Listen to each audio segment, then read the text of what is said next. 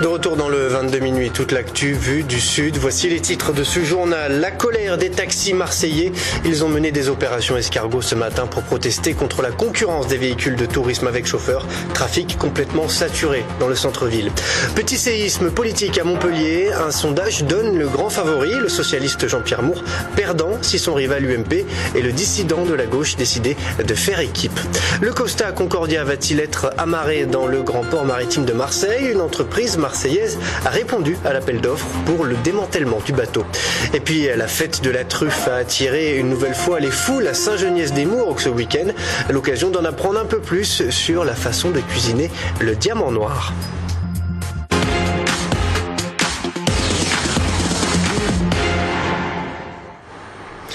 On commence donc avec la manifestation des chauffeurs de taxi à Marseille. Les professionnels ont organisé une opération escargot ce matin. Le trafic a été fortement perturbé tout au long de la matinée dans le centre-ville. Les chauffeurs de taxi protestent contre la concurrence des véhicules de tourisme avec chauffeur. Romain Péric. Ras-le-bol des taxis ce matin au niveau du rond-point du Prado. Ils étaient 350 selon les organisateurs, 140 selon la police, à protester contre la concurrence déloyale des véhicules de tourisme avec chauffeur. Depuis qu'ils sont sur le marché, on perd 30% de notre chiffre d'affaires. Voilà. Sachant qu'en plus, ils font des tarifs plus élevés que nous. Ça, les gens ne le savent pas. Alors, et qu'ils n'ont pas les mêmes charges sociales que nous. Nous, au départ, on fait une formation qui nous coûte environ 2000 €. Pourtant, un décret impose aux véhicules de tourisme avec chauffeur depuis le 1er janvier un délai de 15 minutes entre la réservation et la prise en charge et ne doivent pas prendre les clients à la volée. Ils n'ont pas le droit de charger sur la voie publique, mais avec l'arrivée des nouveaux smartphones et des technologies d'application, ils font ce qu'on appelle de la maraude électronique. Ce qu'on fait nous en circulant, le font eux avec les nouvelles technologies. Le nombre de taxis est réglementé par l'administration. Ils sont 55 000 sur l'ensemble du pays. De l'autre côté, fin 2013, on dénombrait 12 400 véhicules de tourisme avec chauffeur, un secteur en pleine croissance depuis 2009. De plus, les taxis manifestaient ce matin contre la hausse de la TVA sur les transports de 7 à 10%.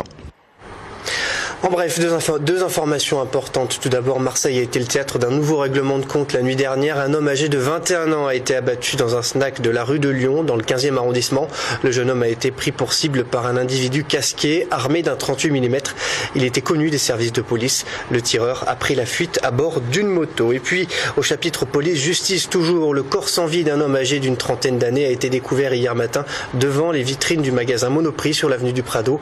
Un décès mystérieux qui aurait pu être causé lors d'une rixe entre la victime et son ami qui a été interpellé. Les deux hommes étaient dans un état d'ivresse avancé. Les enquêteurs attendent les conclusions de l'autopsie pour y voir un peu plus clair. Autre décès intervenu ce week-end, celui d'un jeune migrant qui s'est noyé en sautant dans le port de Marseille. Avec l'un de ses compagnons, le jeune homme d'origine guinéenne tentait de s'échapper du bateau qui devait le reconduire en Afrique. L'autre migrant a quant à lui survécu, mais il a été interpellé et placé dans le centre de rétention du Canet avant d'être remis en liberté aujourd'hui. C'est ce que réclamait le réseau Éducation sans frontières et la Ligue des droits de l'homme qui avait organisé ce soir une manifestation au Canet en fin d'après-midi. Il est parti de Guinée, il a été refoulé en Belgique, il a été refoulé au Portugal, il a été refoulé en France, puisque je rappelle qu'il a été arrêté, mis en zone d'attente ici, là derrière, et reconduit sur le cargo. Et c'est parce qu'ils ont été reconduits sur le cargo et le cargo qui est reparti qu'ils ont décidé de sauter à l'eau pour essayer de rejoindre la rive. Direction Montpellier à présent avec la colère des riverains du quartier du Pas du Loup. Depuis 2 ans et demi, 75 foyers sont privés d'éclairage public. Ces voies privées seraient sans propriétaire depuis la liquidation du promoteur immobilier en 1994. Du coup, la ville ne peut pas prendre en charge les travaux. Réaction au micro de Vincent Bordignon. On voit rien du tout quand on rentre de l'école. Moi, je ne comprends pas, en 2014, à Montpellier, qu'il y ait des citoyens, des habitants qui habitent dans une rue normale, qui n'ait pas de lumière. C'est pas normal.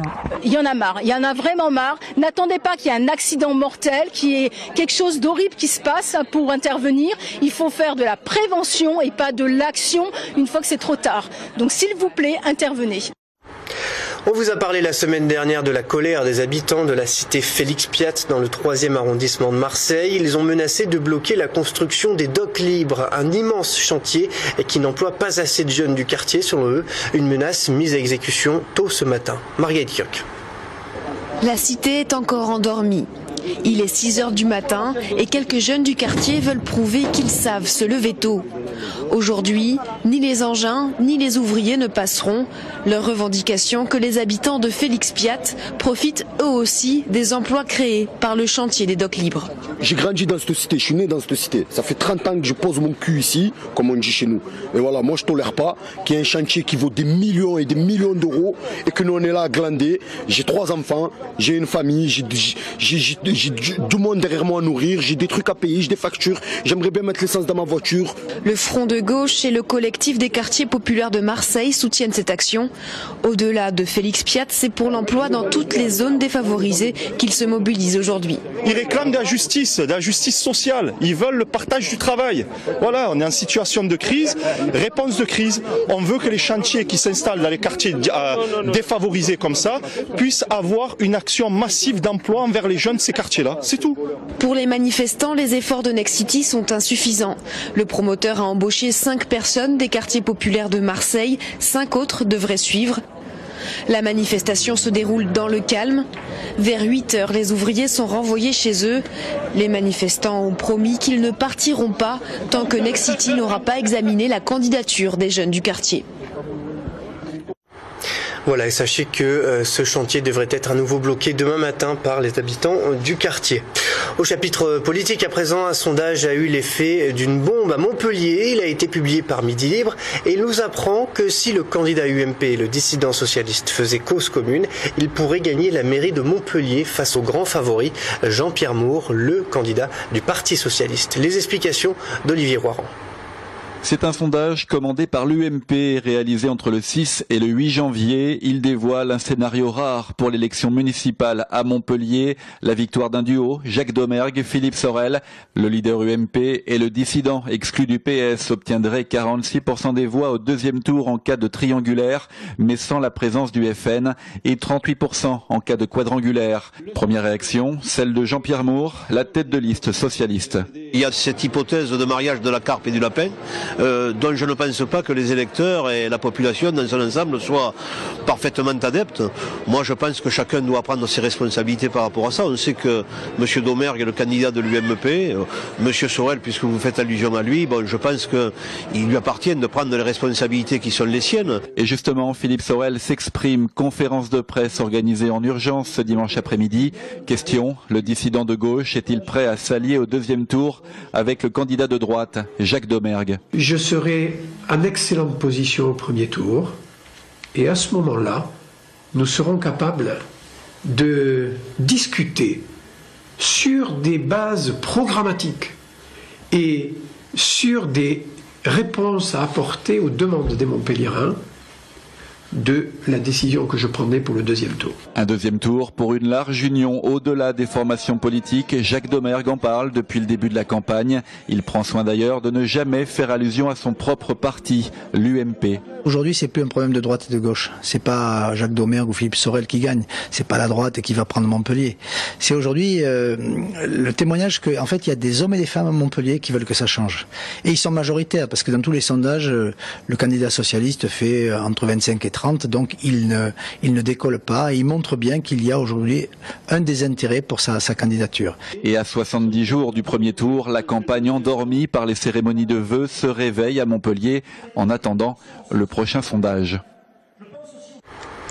Dans l'actualité également, une information surprenante. Le grand port maritime de Marseille pourrait bien accueillir le Costa Concordia.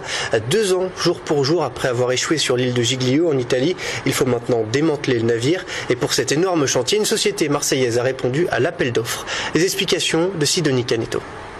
C'est peut-être ici, à Marseille, que le Costa Concordia pourrait finir sa vie sous forme de pièces détachées dans les chantiers navals.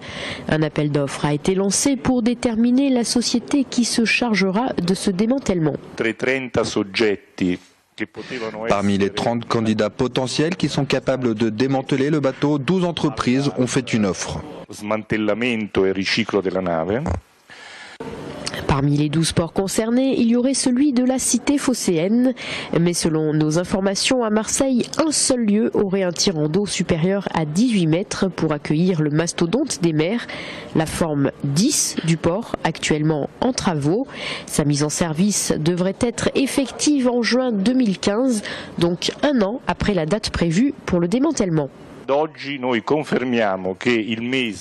nous confirmons que le mois de juin reste celui de l'enlèvement. Personne ne souhaite se prononcer sur ce sujet tant que des contacts réels n'ont pas eu lieu entre la société Costa et les dirigeants du Grand Port de Marseille et des chantiers navals. La décision concernant le port choisi devrait être connue en mars. On passe au résumé de l'actualité de la journée en bref et en images. Cécilia Sévry. On l'appellera bientôt l'affaire de la rue du Cirque. C'est le nom du lieu où François Hollande rendrait régulièrement visite à l'actrice Julie Gaillet. L'affaire a pris forme vendredi lorsque le magazine Closer publie 7 pages sur cette présumée relation. Ces révélations tombent mal pour François Hollande qui tient demain une conférence de presse très attendue dans laquelle il doit présenter ses projets pour l'année 2014. On peut s'attendre à ce que le sujet revienne sur la table ou peut-être que le président lui-même acceptera de faire une déclaration. De son côté, Valérie Trierweiler a été hospitalisée quelques heures après la parution du magazine. Selon son entourage, la première dame avait besoin de repos. Airbus atteint les sommets de l'aéronautique en concluant 2013 avec un chiffre de 1503 commandes.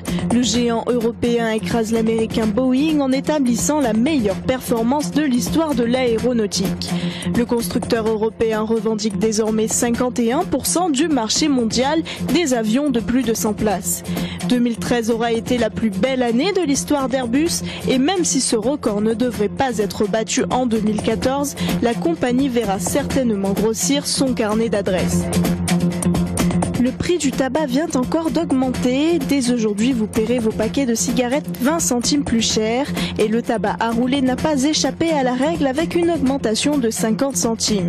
Selon Bernard Cazeneuve, ministre du Budget, l'objectif du gouvernement est de parvenir à une baisse globale de la consommation. Chaque année, la cigarette tue environ 73 000 personnes. La fête de la truffe a attiré 6500 amateurs à Saint-Geniès-des-Mourgues dimanche. Le diamant noir qui se négocie autour des 900 € le kilo, à l'occasion d'acheter quelques grammes de ce précieux champignon, mais aussi de glaner des conseils culinaires. Et en premier lieu, comment reconnaître une bonne truffe ? Regardez qu'elle soit bien entendu bien ferme, et puis qu'elle soit bien marbrée. C'est-à-dire on prend un couteau exprès, un canifeur, et on caniffe, voilà. Vous voyez, regardez, on caniffe sur plusieurs. Voilà, ça c'est nickel, ça c'est top. Visuellement, alors on n'est pas à l'intérieur bien entendu, mais déjà visuellement et puis à l'odeur, on arrive à déterminer si la truffe est de qualité.